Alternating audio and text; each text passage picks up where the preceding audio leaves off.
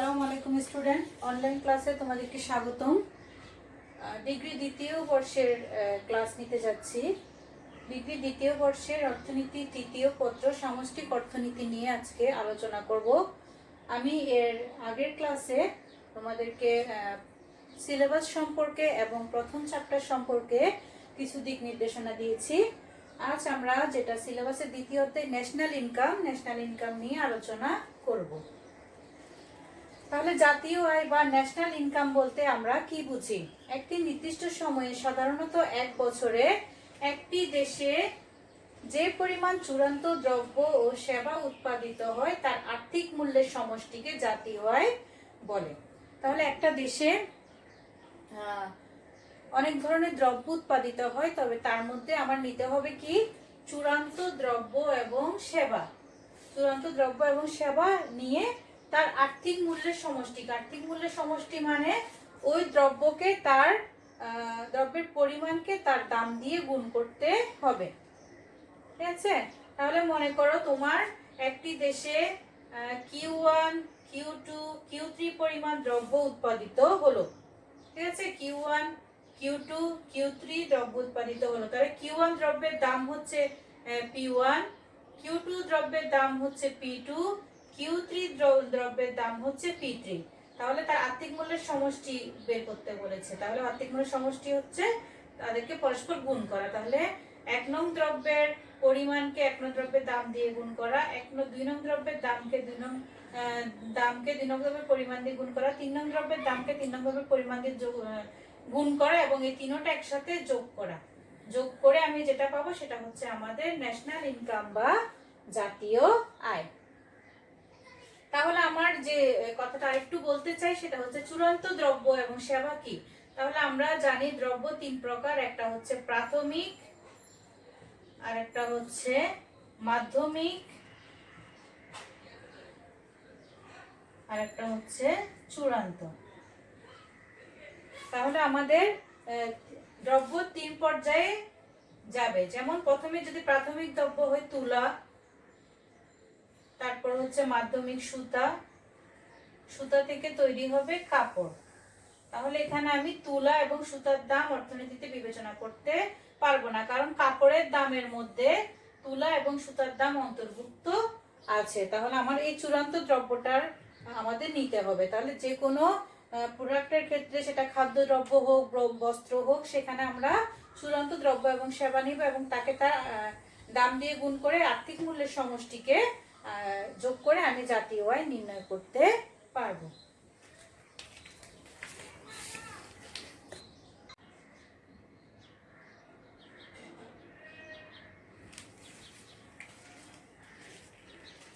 এরপর আসো আমরা যেটা বলবো সেটা হচ্ছে দ্বৈত গণনার সমস্যা বা ডুয়েল বা ডাবল কাউন্টিং প্রবলেম।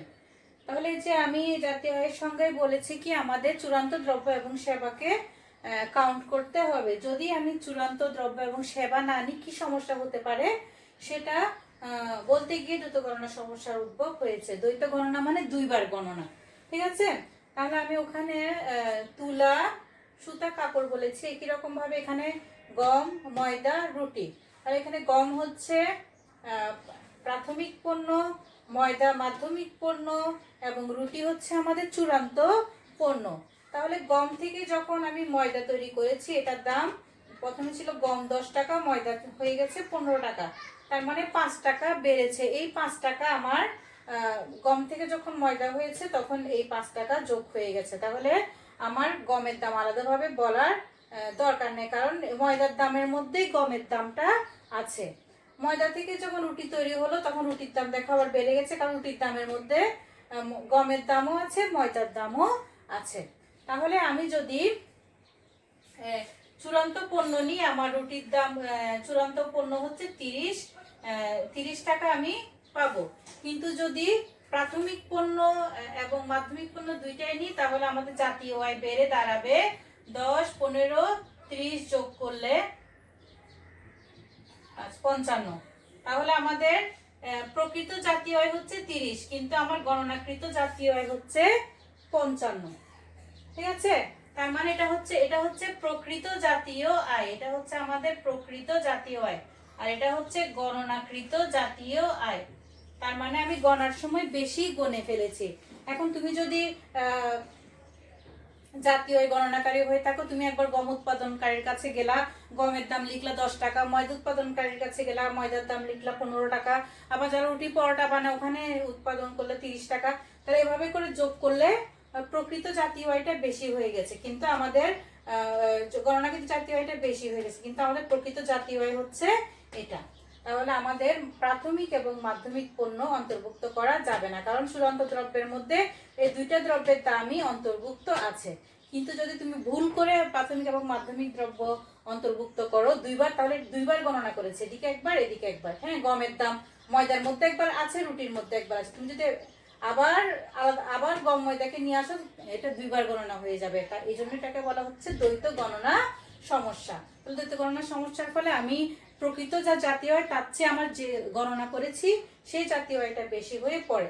তাহলে এই ধরনের তখন আমরা প্রকৃত মানটা পাই না, জাতীয় আয়ের মানটা পাই না। তাহলে এই পদ্ধতিতে আমার দুইবার গণনা করে সমস্যা দেখা দেয়। এই সমাধানের পদ্ধতি হচ্ছে দুইটা, একটা হচ্ছে চূড়ান্ত উৎপন্ন পদ্ধতি আর একটা হচ্ছে মূল্য সংযোজন পদ্ধতি। তাহলে এই সমস্যা দূর করার জন্য আমার কি করতে হবে? তাহলে চূড়ান্ত উৎপন্ন পদ্ধতি মানে শুধু চূড়ান্ত দ্রব্য নিতে হবে। যেমন এখানে শুধু তুমি যদি রুটির দাম অন্তর্ভুক্ত করো, রুটিটা হচ্ছে তোমার চূড়ান্ত দ্রব্য, যদি চূড়ান্ত উৎপাদনটা অন্তর্ভুক্ত করো তাহলে তোমার এই সমস্যার সমাধান সম্ভব। কিন্তু যদি তুমি চূড়ান্ত দ্রব্য উৎপাদনটা সঠিকভাবে নির্ণয় করতে না পারো, তাহলে মূল্য সংযোজনের পদ্ধতির মাধ্যমেও তুমি কি করতে পারো? চূড়ান্ত দ্বৈত গণনা সমস্যাটা পরিহার করতে পারো। যেমন দেখো, যখন গম থেকে ময়দা হলো, যখন গম থেকে ময়দা হয় তখন তোমার অতিরিক্ত মূল্যটা কত? প্রথমে গম হচ্ছে তোমার কত? 10 টাকা। হ্যাঁ, 10 টাকা গম। গম থেকে যখন ময়দা হয় তখন 5 টাকা বেড়ে যায়। দেখো, 15 বিয়োগ 10 ইকুয়াল টু 5। এটা হচ্ছে তোমার অতিরিক্ত মূল্য, মূল্য সংযোজন হয়েছে 5। এরপর যখন ময়দা থেকে রুটি হয়, ময়দা থেকে রুটি হয় তখন 30 থেকে 15 বাদ দাও, 30 বিয়োগ 15 সমান 15 টাকা। তার মানে 15 টাকার সংযুক্তি হলো। তাহলে 10-এর সাথে কত কত সংযুক্ত হলো? 5 সংযুক্ত হলো, 15 সংযুক্ত হলো। এই অতিরিক্ত মূল্য যদি তুমি প্রাথমিক দ্রব্যের সাথে সংযুক্ত করো তাহলেও তুমি চূড়ান্ত দ্রব্য পাবে। দেখো, তুমি 10, 5, 15 যোগ করো, 10 যোগ 5 যোগ 15 সমান 30 টাকা। দেখো, আমাদের এখানেও যেমন 30 টাকা পেলাম রুটি, এখানেও 30 পেলাম। তাহলে আমার 30 গণনায় ভুল হবে না। তাহলে তুমি যে কোনো একটা পদ্ধতির মাধ্যমে এই দ্বৈত গণনার সমস্যাটা সমাধান করতে পারো। চূড়ান্ত দ্রব্যের যোগ করেও চূড়ান্ত দ্রব্যকে সিলেক্ট করেও করতে পারো, আবার যে অতিরিক্ত মূল্য বের হবে সেই মূল্যগুলো যোগ করেও তুমি দ্বৈত গণনার সমস্যা পরিহার করতে পারো। তাহলে এভাবে জাতীয় আয় নির্ণয় করলে আমার আর জাতীয় আয় নির্ণয়ের সমস্যা হওয়ার কথা না।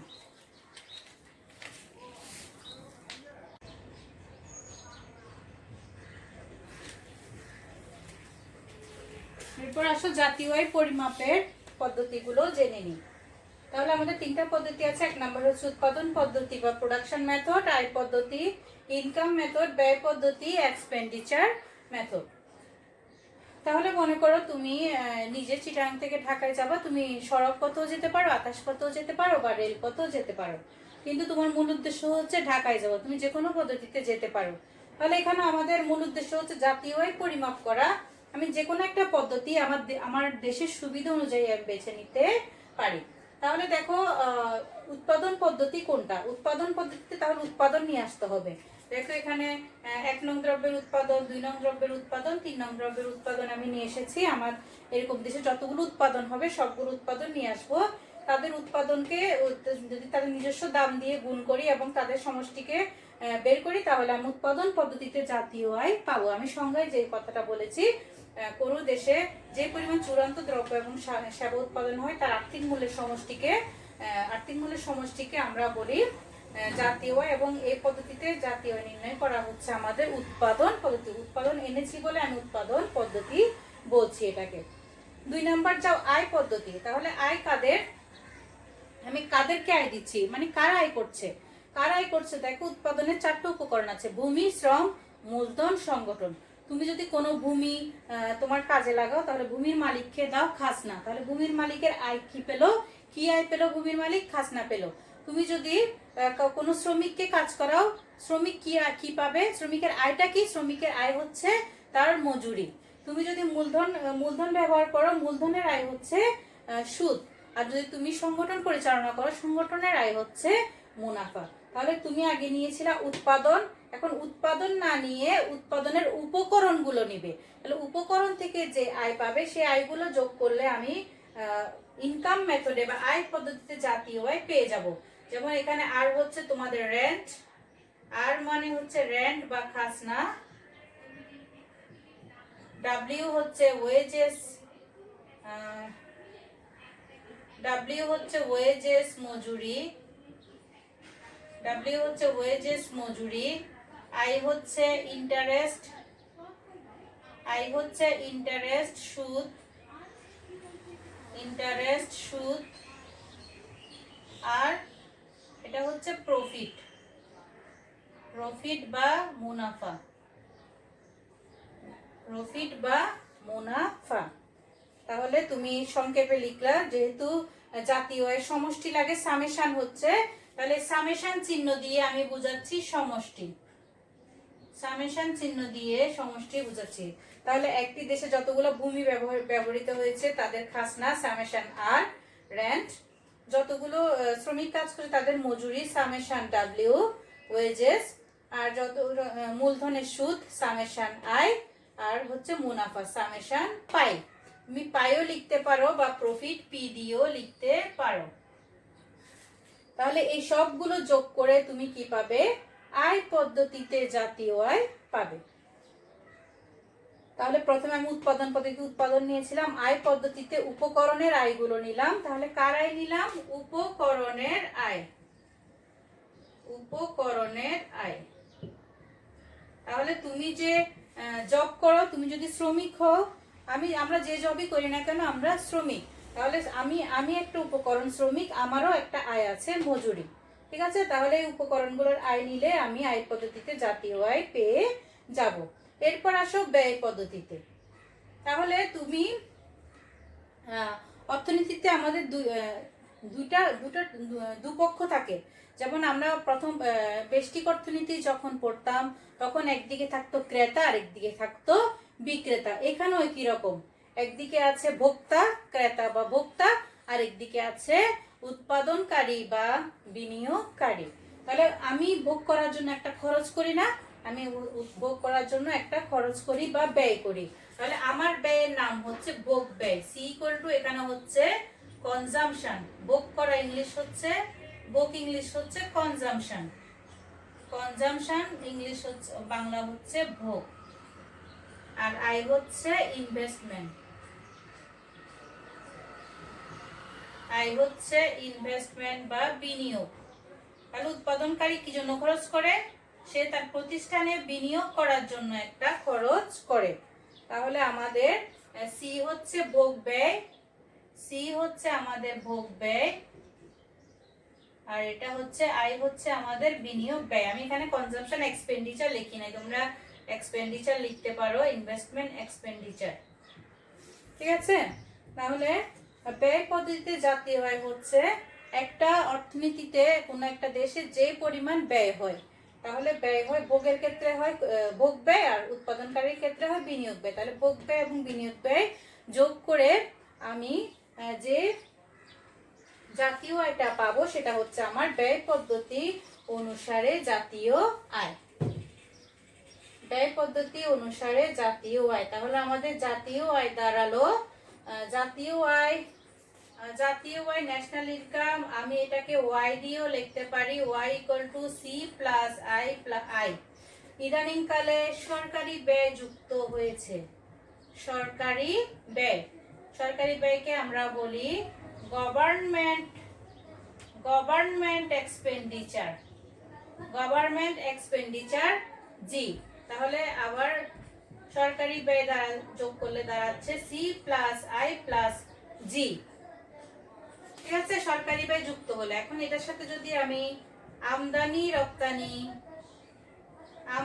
রপ্তানি বা বৈদেশিক খাত যুক্ত করি, বৈদেশিক খাত, তাহলে আমদানি ইংলিশ হচ্ছে ইম্পোর্ট, ইম্পোর্টকে দেখাবো এম দিয়ে, রপ্তানি হচ্ছে এক্সপোর্ট, এক্সপোর্টকে দেখাবো এক্স দিয়ে, তাহলে আমার এই খাতটা দাঁড়াবে এক্স মাইনাস এম।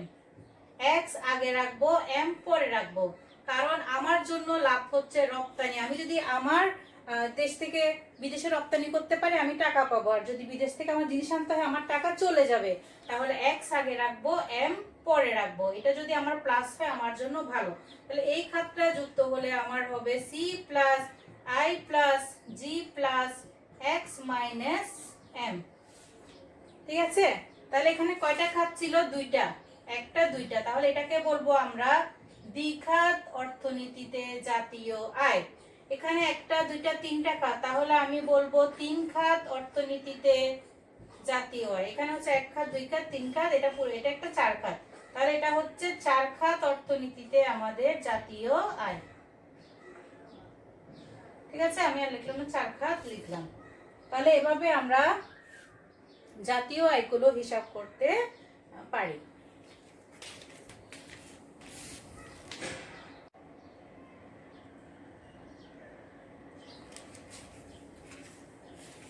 এরপর আসলে আমি কিছু ধারণায় চলে যাই, সেগুলো হচ্ছে GNP, NNP, GDP, NDP. GNP হচ্ছে গ্রোস ন্যাশনাল প্রোডাক্ট বা মোট জাতীয় উৎপাদন, এনএনপি হচ্ছে নিট ন্যাশনাল প্রোডাক্ট, নিট জাতীয় উৎপাদন, জিডিপি হচ্ছে গ্রোস ডোমেস্টিক প্রোডাক্ট বা মোট দেশজ উৎপাদন, এনডিপি হচ্ছে নিট ডোমেস্টিক প্রোডাক্ট বা নিট দেশজ উৎপাদন।